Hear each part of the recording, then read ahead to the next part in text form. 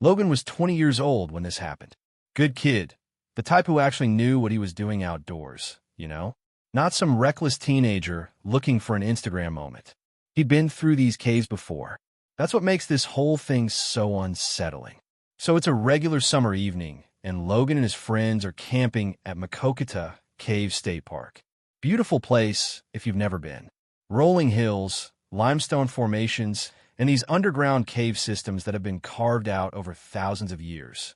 Around 7 in the evening, Logan and this girl Emma decide they're going to explore Y Cave. It's one of the tighter passages in the park. Not for beginners, but not exactly Everest either. They grab their headlamps and tell everyone they'll be back in a couple hours. Now, Y Cave is basically a series of increasingly narrow tunnels. You start out crawling on your hands and knees, and then it gets tighter and tighter. Logan's been through it before, so he's leading the way, moving pretty confidently through these passages. Emma's following behind him, squeezing through these openings that are getting smaller with every turn. And then Emma just stops moving. At first she thinks she can wiggle through. She tries shifting her hips, tries to exhale and make herself smaller. Nothing.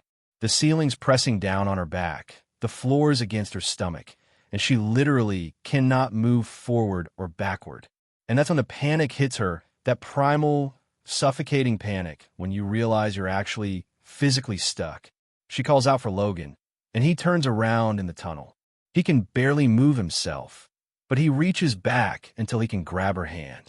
She's crying now, breathing way too fast, and he's trying to keep her calm in this pitch-black tunnel about 30 feet underground.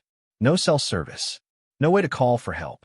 Just the two of them and the sound of her hyperventilating echoing off the stone. Here's the lucky part.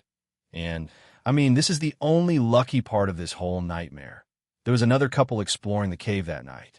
They heard Emma's voice bouncing through the tunnels and came to see what was wrong. One look at the situation, and they knew this was beyond what any of them could handle. One of them crawled back out and called 911.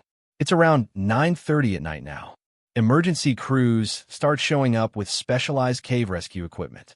These aren't your regular EMTs. These are people trained for exactly this kind of scenario.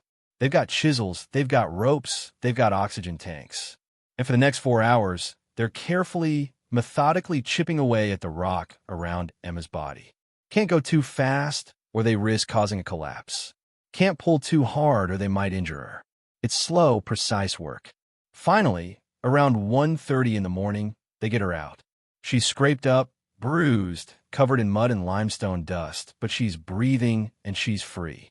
Everyone's exhausted but relieved.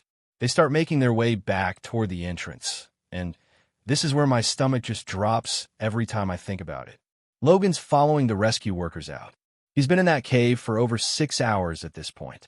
He's mentally drained, physically exhausted, and he comes to this section where there's a narrow opening over a small drop. And he slips.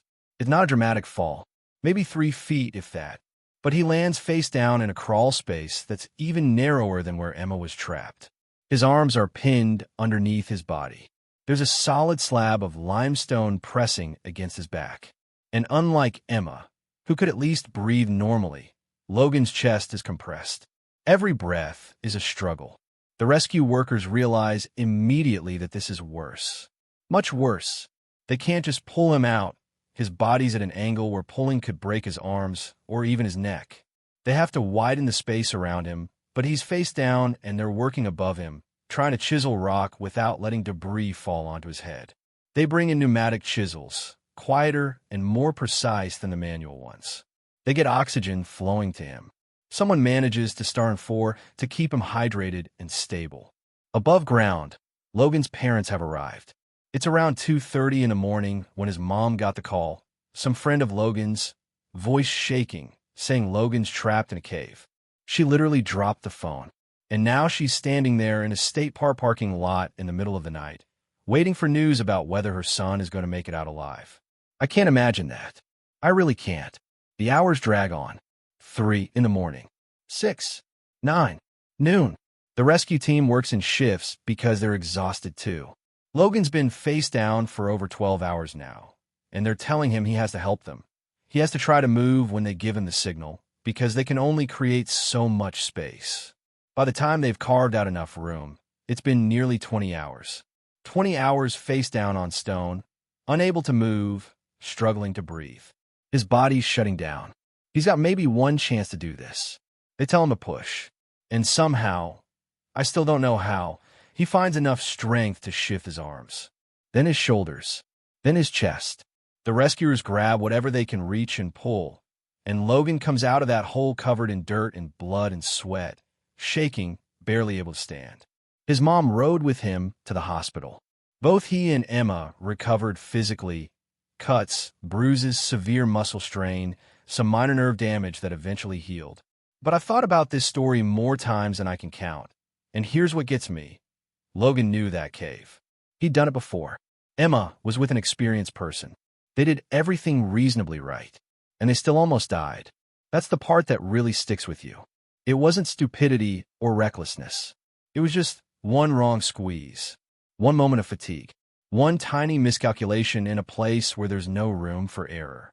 I'm not saying don't explore caves, but I am saying that the rock doesn't care how experienced you are, or how careful you're being, or how much you love the outdoors. When it decides to hold you, it might not let go, and you better hope there's someone nearby who hears you calling.